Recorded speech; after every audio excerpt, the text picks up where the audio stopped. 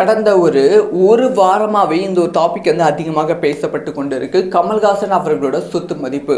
அதாவது வந்து கமல்ஹாசன் அவர்களோட சொத்து மதிப்பு அஃபிஷியலாக கமல்ஹாசன் அவர்கள் ரிலீஸ் பண்ணியிருக்காங்க.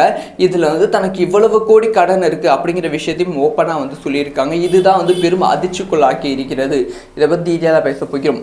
அதாவது வந்து கமல்ஹாசன் அவர்களுக்கு வந்து இப்போ வந்து மாநிலவை சீட்டை வந்து கொடுத்துருக்காங்க. ஸோ அதனால் வந்து வேட்புமனு தாக்கல் வந்து செஞ்சுருக்காங்க. இந்த வேட்புமனு தாக்கல் செய்யும்போது உதயநிதி ஸ்டாலினும் கூட போயிருக்காங்க, சிஎம் ஸ்டாலினும் கூட போயிருக்காங்க. ஸோ இந்த ஒரு காட்சியை வந்து சோஷியல் மீடியாவில் செமையாக வந்து ட்ரெண்ட் ஆனது. இந்த மாதிரி வந்து வேட்புமனு வந்து தாக்கல் செய்யும் போது வந்து அந்த வேட்புமனு தாக்கல் செய்யும் வேட்பாளர் வந்து தன்னோட சொத்து மதிப்பு என்ன அப்படிங்கிற விஷயத்தை வந்து எலெக்ஷன் கமிஷனுக்கு வந்து சொல்லணும். அதே மாதிரி தன்னோட சொத்து மதிப்பு என்ன அப்படிங்கிற ஃபுல் நிலவரத்தை வந்து கமல்ஹாசன் அவர்கள் சொல்லியிருக்காங்க. ஸோ தனக்கு வந்து அசையா சொத்துக்கள் வந்து 240 கோடி வந்து இருக்கு. அசைற சொத்துக்கள் வந்து 79 கோடி ரூபாய் என்கிட்ட வந்து இருக்கு. கையில் ரொக்கமாக வந்து எனக்கு வந்து 2.60 லட்சம் ரூபாய் இருக்கு. அதுக்கப்புறமா வந்து எனக்கு வந்து கார் கலெக்ஷன் ரொம்ப பிடிக்கும். அதனால 8.9 கோடி ரூபாய் மதிப்பிலான கார்கள் வந்து என்கிட்ட வந்து இருக்கு. ஃபைனலாக வந்து எனக்கு வந்து 49.67 கோடி ரூபாய் வந்து கடன் வந்து இருக்கு அப்படிங்கிற விஷயத்த ஓப்பனாக வந்து சொல்லிடுறாங்க. இதுதான் வந்து செம அதிர்ச்சியான ஒரு விஷயமா இருக்கு. பல பேர் வந்து திமுக மீதும் வந்து கமல்ஹாசன் மீதும் வந்து நிறைய விமர்சனங்கள் அடுக்கி வச்சுட்டு இருக்காங்க. இதுக்கு முன்பு ராஜ்கமல் நிறுவனம் தயாரித்த அமரன் திரைப்படம் மாபெரும் வெற்றி திரைப்படம். உலகம் முழுவதும் வந்து 300 கோடி ரூபாய்க்கு மேலே வந்து வசூல் சாதனை பண்ணியிருந்தது.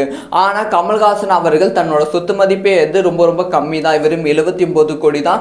அது மட்டும் இல்லாமல் எனக்கு வந்து 49.67 கோடி ரூபாய் கடன் இருக்குது அப்படி வாய் கூசாமல் போய் சொல்கிறாங்க. திமுகவோட சேர்ந்து அப்புறமா வந்து கமல்ஹாசன் அவர்கள் இந்த மாதிரி மீண்டும் போய் சொல்லி கொண்டு இருக்காங்க, ஊழல் செஞ்சுட்டு இருக்காங்க அப்படிங்கிற குற்றச்சாட்டை அடிக்கடி வைக்கிறாங்க. ஆனால் அது வந்து தவறான விஷயம். இந்த சைடு இருந்து பார்த்தா தான் உண்மை என்னன்னு தெரியும். ஒரு படம் எடுக்கிறாங்கன்னா அந்த படத்தை வந்து தன்னோட காசுல எடுக்க மாட்டாங்க. தன்கிட்ட வந்து ஒரு 100 கோடி இருக்குன்னா 100 கோடி போட்டு படத்தை வந்து எடுக்க மாட்டாங்க. சினிமா ஃபினான்சியர் அப்படிங்கிற ஒரு குரூப் வந்து இருக்கு.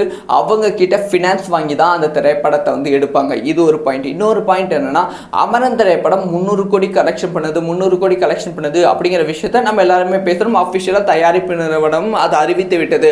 ஆனா அந்த 300 கோடியுமே வந்து தயாரிப்பு நிறுவனத்துக்கு வருமானு கேட்டா கண்டிப்பாக கிடையாது. அந்த 300 கோடியிலிருந்து ஷேர் தான் வந்து தயாரிப்பு நிறுவனத்துக்கு வரும். கிட்டத்தட்ட ஒரு 100லிருந்து 110 கோடி தான் தயாரிப்பு நிறுவனத்துக்கு வரும். அது வந்து அவங்க போட்ட பட்ஜெட் எல்லாமே வந்து கரெக்டாக கால்குலேட் பண்ணி அவங்களுக்கு ஒரு சின்ன லாபம் வந்து அமரன் திரைப்படத்தால் வந்து தயாரிப்பு நிறுவனத்துக்கு போயிடும்.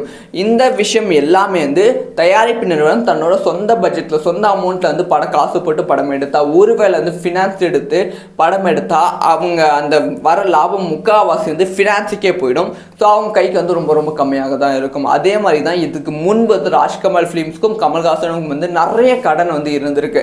இப்போ 49 கோடி, அப்போல்லாம் வந்து 80-70 கோடிக்கு மேலே வந்து கடன் வந்து இருந்திருக்கு. அந்த கடனை வந்து அமரன் திரைப்படம் தான் அடைத்திருக்கு.